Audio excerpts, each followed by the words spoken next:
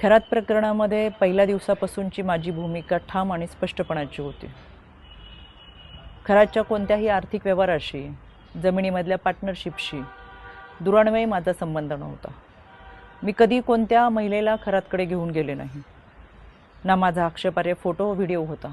पण तरीसुद्धा गेले 1.5-2 महिने अतिशय अश्लील अश्लाघ्य भाषेमध्ये विधानं करत, कोणताही पुरावा नसताना माझ्यावर माझ्या कुटुंबियांवरती केलेले आरोप हे अतिशय वेदनादायक होते। आणि म्हणून आता ही माझी लढाई कायद्याच्या चौकटीतून आहे। इतरांप्रमाणे माझ्या कुटुंबियांनी खरातला गुरु मानलं होतं आणि म्हणून जो पाद्यपूजेचा व्हिडिओ होता तो अतिशय जुना व्हिडिओ होता। त्यावेळेस मी आयोगाचे अध्यक्षही नव्हते, पण तरीसुद्धा खरात प्रकरणाचा तपास हा पारदर्शकपणे व्हावा यासाठी मी राज्य महिला आयोगाच्या अध्यक्षपदाचा आणि प्रदेशाध्यक्षपदाच्या अशा दोन्ही पदांचा राजीनामा दिला। तरीसुद्धा ज्या पद्धतीची चिखलफेक झाली, एआयचा वापर करून ज्या पद्धतीचे व्हिडिओ बनवले गेले आणि सातत्याने बदनाम करण्याचं षडयंत्र जे रचलं गेलं, त्याच्यासाठीची ही लढाई कायद्याच्या चौकटीतून। आणि म्हणून आशा मिरगे या बाईने डिबेट शोमध्ये अतिशय असभ्य भाषेमध्ये जी विधानं केली, ती विधानं ऐकून तर मला आश्चर्याचा धक्काच बसला। आणि म्हणून मी 4 एप्रिलला पहिली नोटीस ही आशा मिरगेला पाठवली होती।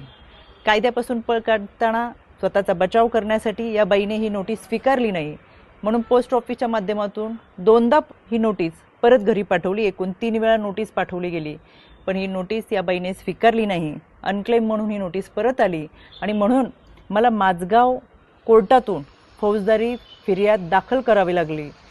माननीय न्यायालयाने याची दखल घेऊन आशा मिरगेला 2 जुलै 2026 रोजी सकाळी 11 वाजता कोर्टात हजर राहण्याची ऑर्डर काढलेली आहे। त्यावेळेस मी देखील हजर असेलच, कारण की हा लढा आता स्त्रीत्वाच्या सन्मानाचा आहे। यामध्ये आशा मिरगेप्रमाणेच इतर काही महिलांनी देखील कोणताही पुरावा नसताना अतिशय बेताल विधानं केली, सातत्याने बदनाम करण्याचा प्रयत्न केला, आरोप केले। कोणताही पुरावा त्या सादर करू शकला नाही। त्या सगळ्यांना 2 दिवसापूर्वी दिल्ली हायकोर्टातून नोटिसा पाठवलेल्या आहेत। दिल्ली हायकोर्टातसुद्धा मी उपस्थित राहणार आहे। हा लढा स्त्रीत्वाच्या सन्मानाचा, इथून पुढे कोणत्याही महिलेच्या चारित्र्यावरती शिंतोडे उडवले जाऊ नयेत यासाठी हा लढा आहे। आणि म्हणून खऱ्या अर्थानं हा महाराष्ट्र छत्रपती शिवरायांच्या विचारांचा महाराष्ट्र, जिजाऊ सावित्री अहिल्या रमाई भीमाईचा महाराष्ट्र। संपूर्ण वस्त्रात असलेल्या स्त्रीला विवस्त्र करण्याचा प्रयत्न या विकृत मनोवृत्तीच्या लोकांनी केला आणि म्हणून या विकृतीच्या विरोधातला माझा लढा आहे। ही लढाई मी निश्चितपणाने लढेल। पहिल्या दिवसापासून जे सांगत आले ते आजही सांगते।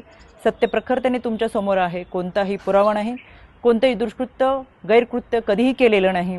इतरांप्रमाणे आम्ही हे आध्यात्मिक गुरु खरातला मानलं होतं, याच्या पलीकडे आमची कोणतीही भूमिका नव्हती। आणि म्हणून हा लढा मी कायद्याच्या चौकटीतून लढते। 2 जुलै सकाळी 11 वाजता आशा मिरगे हाजीर हो, मी स्वतः माझगाव कोर्टात असेल।